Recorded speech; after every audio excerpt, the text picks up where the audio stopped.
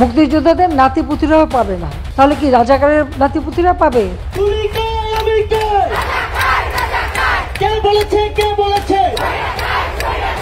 অনৈতিক এমন কোনো পন্থা নেই শেখ হাসিনা ব্যবহার করেন। এই ফ্যাসিবাদী শাসন ব্যবস্থা বাংলাদেশ থেকে দাল পতন করতে হবে।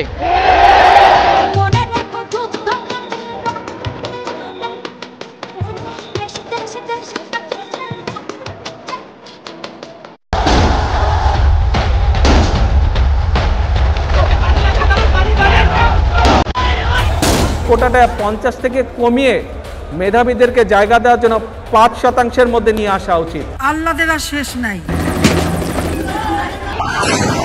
7.5 কোটি 8 কোটি তরুণ তারা কেন বিদ্রোহ করে বসলো?